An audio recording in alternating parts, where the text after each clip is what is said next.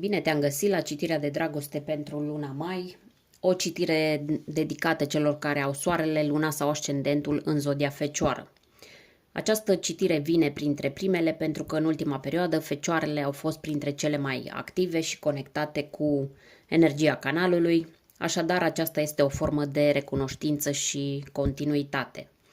Înainte să începem, îți propun să te așezi confortabil, să respiri adânc și să lași tot ce este în afara ta să se liniștească pentru câteva clipe. Conectează-te cu energia lunii mai și cu adevărul inimii tale. Ce urmează este o ghidare pentru tine, nu o simplă etalare, ci poate chiar o lumină care să te ajute să înțelegi ce e de păstrat, ce e de vindecat și ce e gata să înceapă. Începem prin a extrage cărțile de tarot pentru cei care sunt singuri în acest moment. Avem deja prima carte pe masă, care ne vorbește despre energia ta actuală în iubire. Acum ne interesează ce blocaj sau lecție sau chiar ce rană trebuie să recunoști și să eliberezi. Avem aici eremitul sau pusnicul și avem turnul care reprezintă ce tip de conexiune ar putea apărea pentru tine în luna mai. Haideți să și clarificăm turnul, să avem o imagine mai exactă. Avem 10 de bâte. Interesant, ți le explic imediat, dar haideți să cerem din partea ghizilor spirituali și un mesaj oracol pentru această etapă a ta, un mesaj de susținere divină care îți poate confirma că ești pe drumul potrivit. O secundă să iau cărțile. Gata, le am aici.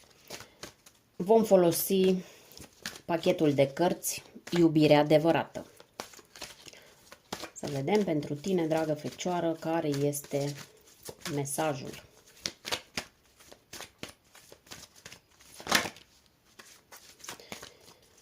S-ar fi întors, dar nu s-a întors. Mai amestecăm puțin.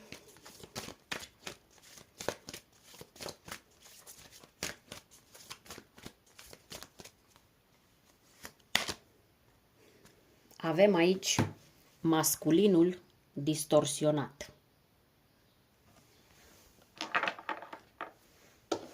Haideți să începem cu prima poziție, care este energia ta actuală în iubire. Avem aici nebunul. În această lună, energia ta în plan amoros este una a începutului, dar nu orice început. Nebunul indică o deschidere totală către nou, dar și o dorință de libertate și de a rupe tiparele trecutului. Ești într-un moment în care sufletul tău pare să spună că nu mai vrea să poarte greutăți care nu-ți aparțin. Nu mai vrea să repete aceleași lecții. E gata să plece cu inima curată către ceva ce nu cunoaște, dar care simte că merită. Această carte vorbește despre o energie proaspătă, inocentă, dar nu naivă, ci o energie vindecată și dispusă să creadă din nou. Poate e prima dată după mult timp când simți că ești dispus sau dispusă să ieși din zona de confort, să dai o șansă reală iubirii, dar pe criteriile tale, nu pe cele dictate de frici sau de compromisuri. Este o lună în care te poți regăsi luând decizii spontane, poate iei în calcul o mutare, o vacanță sau un nou hobby, iar prin aceste schimbări, universul te poate ghida exact spre o persoană care rezonează cu noua ta vibrație. Zodiile asociate cu această energie este berbecul, care este asociat direct cu nebunul, deci o persoană cu marcaj de foc. Berbec, săgetător, uneori leu, ar putea apărea o astfel de persoană cu aceste marcaje de foc. Ar putea apărea în jurul tău, dar nu e obligatoriu. Mai important este că această conexiune potențială are o energie vie, impulsivă, sinceră și fără măști. Din punct de vedere simbolic, nebunul poartă puține lucruri cu el, doar un rucsac mic, doar strictul necesar. Și tu poate că ești în această etapă. Ești gata să porți doar ceea ce este esențial. Și în iubire asta înseamnă autenticitate, respect și bucurie, nu greutăți sau salvări.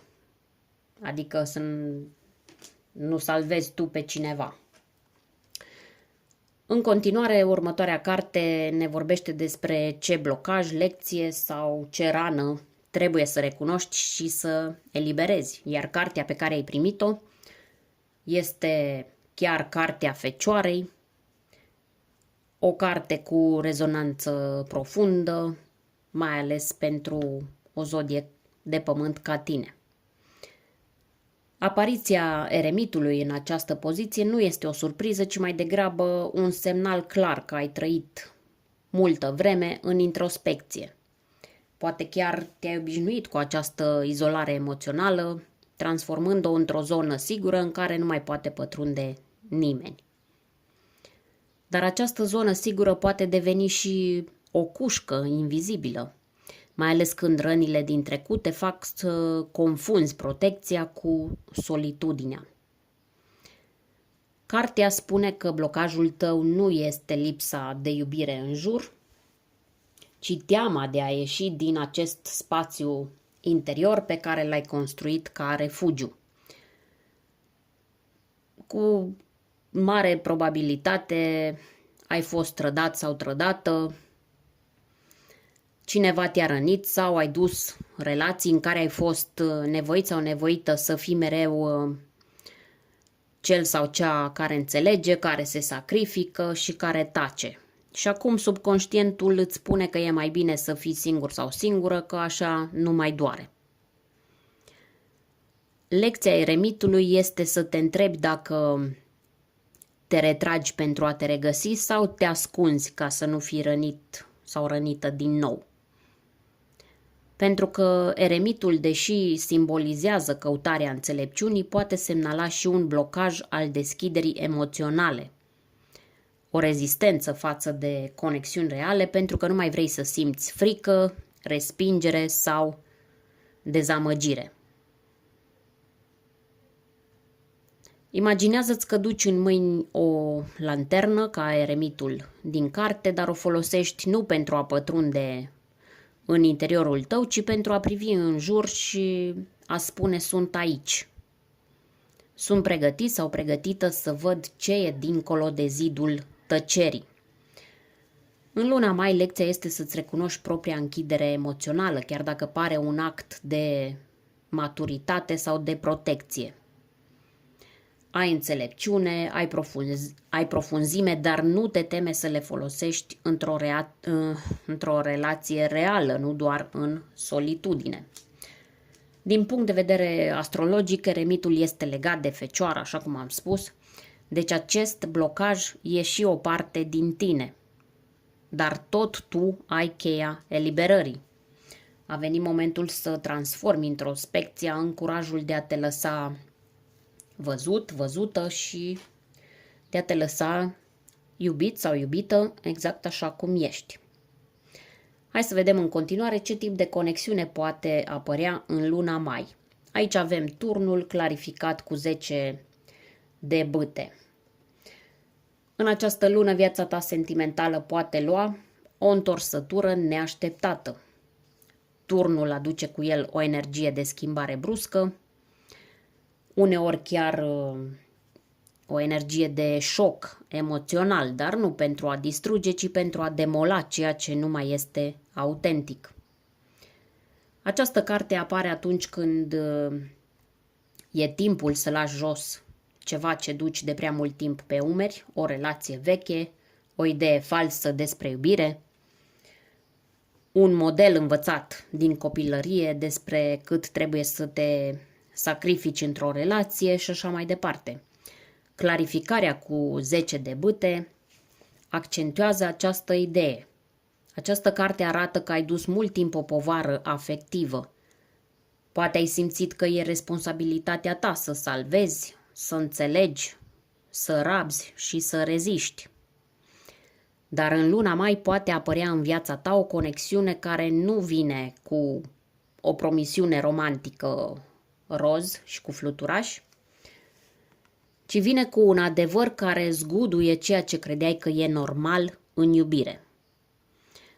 Poate fi o persoană care te forțează prin prezență sau prin atitudine, te forțează să-ți vezi propriile limite. Poate fi cineva care te provoacă să te eliberezi de tiparele dureroase.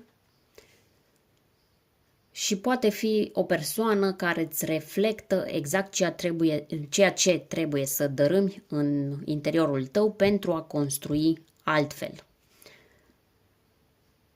Sau mai poate fi vorba despre o conexiune de scurtă durată, dar extrem de revelatoare. Cineva care apare exact când îți lași bagajele jos și îți arată prin contrast că iubirea nu trebuie să doară, că nu e nevoie să cari totul singur sau singură. Aici putem vorbi despre zodii ca Berbec, Scorpion sau Capricorn. Toate aceste zodii sunt intense și pot zgudui structuri vechi, provocându-te la transformare. Această combinație nu promite o conexiune ușoară, ci una care are un rol de declanșator. Cineva care te poate face să spui, poate pentru prima dată cu adevărat, gata, eu merit mai mult, de acum înainte aleg altceva pentru mine. Haideți să vedem mesajul din oracolul Dragoste Adevărată. Aici avem un mesaj foarte clar și profund, mai ales în legătură cu cărțile deja extrase, Nebunul, Eremitul și Turnul clarificat cu 10 de bâte. Această carte, Masculinul distorsionat, aduce în lumină o rană colectivă, dar și personală. Energia masculină distorsionată, adică acea tendință în noi sau în ceilalți de a iubi din frică, din control, din lipsă de echilibru. Acea energie care ne spune că poate ai fost într-o relație în care celălalt era distant, era agresiv-pasiv, manipulator sau prea ocupat să demonstreze în loc să simtă. Sau poate tu ai absorbit acest model fără să-ți dai seama și ți-ai închis inima ca reacție.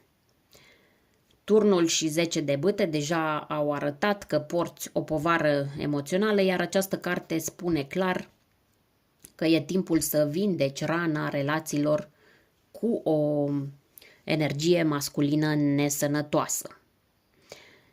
Fie că e vorba de un fost partener, un model din familie sau o voce interioară care te face să simți că trebuie să fii puternic sau puternică tot timpul, trebuie să vindeci această energie.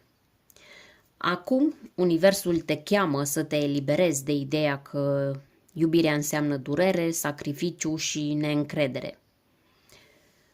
Cartea Nebunului îți spune că ești pregătit sau pregătită să începi ceva nou.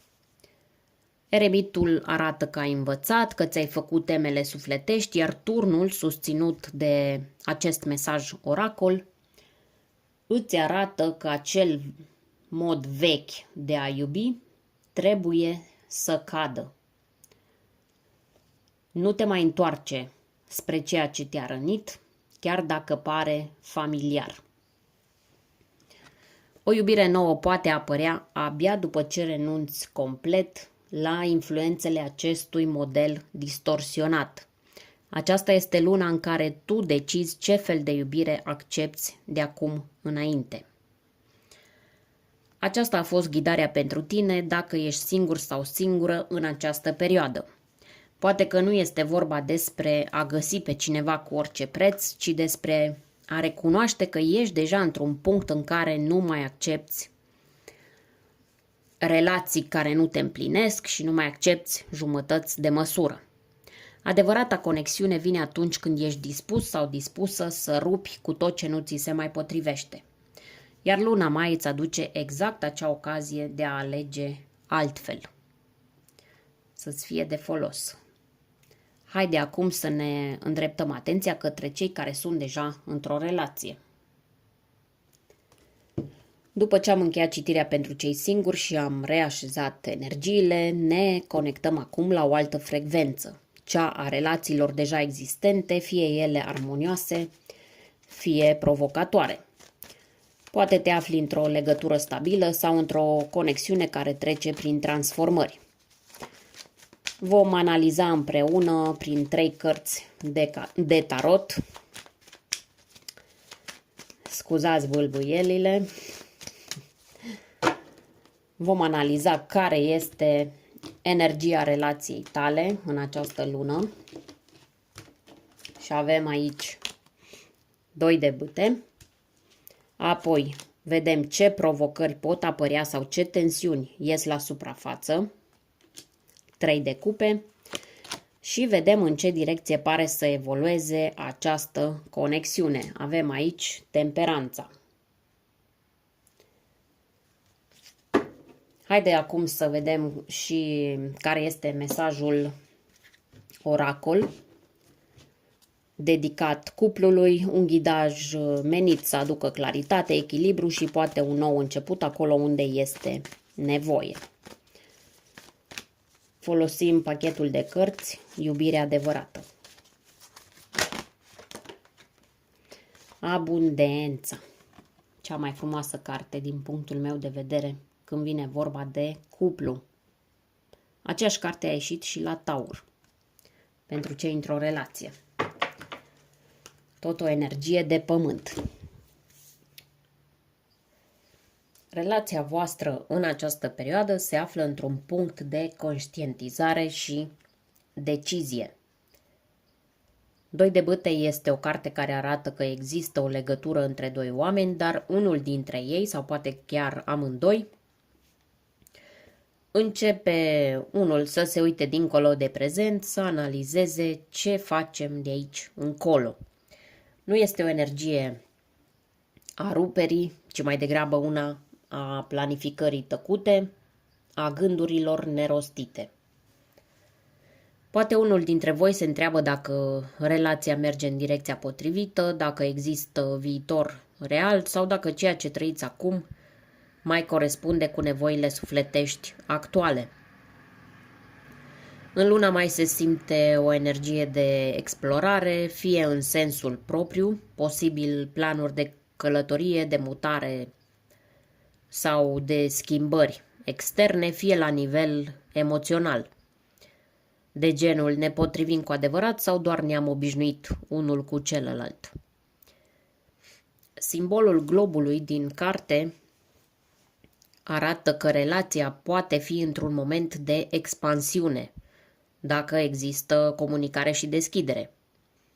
Sau poate fi într-un punct în care se cere reevaluare sinceră dacă unul dintre parteneri simte că a rămas în urmă. Aceasta poate fi o lună în care fie se pun bazele pentru un pas important, așa cum am zis, o mutare împreună, un proiect comun sau orice alt fel de angajament, fie se conștientizează diferențele de viziune pe termen lung. Zodii cu care această energie poate rezona sunt cele de foc, berbec, leu, săgetător, zodii care adesea aduc nevoia de mișcare și direcție. Următoarea carte ne vorbește despre provocări și sau tensiuni în relație. În această lună avem aici 3 de cupe. Deși la prima vedere această carte este o carte a bucuriei, a întâlnirilor și a celebrării, în poziția de provocare, ea ne atrage atenția asupra ceea ce se interpune între voi. Și aici poate fi vorba despre influențe externe care dezechilibrează conexiunea. Nu putem ignora că în unele cazuri această carte semnalează și riscul unei implicări din partea unei a treia persoane. dar nu în sensul direct al unei trădări, ci mai degrabă ca o energie care distrage atenția de la relația principală. Poate fi un fost sau o fostă care reapare, o prietenie care trece granițele sau chiar o persoană din anturaj sau din familie care influențează unul dintre parteneri. Influențează subtil, dar persistent. Atenție, asta nu înseamnă că există infidelitate, ci mai degrabă că luna mai vine cu o nevoie clară de limite sănătoase și priorități asumate în cuplu. Dacă unul dintre voi simte că nu mai e pe primul loc, acest lucru poate provoca tensiuni. E nevoie de prezență reală, nu doar de a fi acolo fizic. În alte cazuri, provocarea poate fi legată de superficialitate, adică puteți să vă pierdeți în rutina socială, în distracții, în aparențe, în loc să vă conectați cu adevărat unul la celălalt. Comunicarea este cheia în această lună și întrebarea esențială este dacă sunteți doar o echipă funcțională în exterior sau vă onorați și emoțional în profunzime. Dacă există o lecție aici, ea este despre fidelitate emoțională, nu doar fizică. Despre a fi prezenți, implicați și conștienți de ceea ce contează cu adevărat într-o relație autentică. Hai să vedem în ce direcție se îndreaptă această conexiune. Avem aici temperanța, o arcană majoră care vorbește despre echilibru redobândit, despre maturizare emoțională și despre capacitatea de a reconstrui armonia acolo unde a fost fisurată. Este o carte profundă care sugerează că relația ta are potențialul de a ajunge la o formă mai solidă și conștientă, dar nu brusc, nu forțat. Poate ajunge acolo prin pași răbdători și intenții curate. Dacă a existat confuzie, tensiune sau lipsă de comunicare, luna mai este favorabilă pentru clarificări liniștite. Nu prin confruntări, nu prin ceartă, prin ascultare sinceră. Este o lună în care partenerii pot învăța să se tempereze reciproc, să nu mai răspundă din impuls și să caute calea de mijloc. Iar dacă a existat acel al treilea element în relație, cum a sugerat 3 de cupe, temperanța arată vindecare, iertare sau alegerea înțelepciunii în locul orgoliului.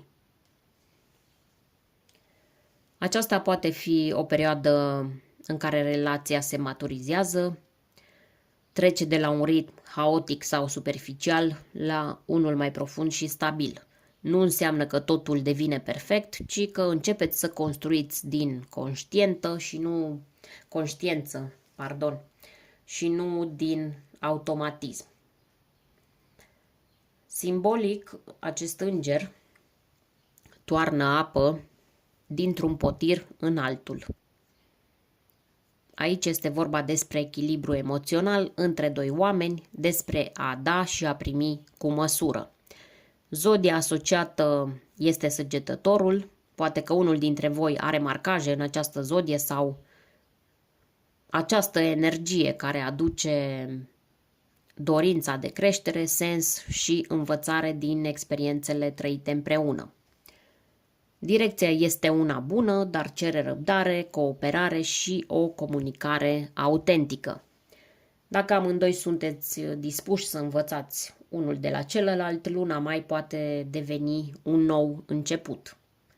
Nu prin pasiune intensă, ci prin echilibru liniștit și încredere recâștigată.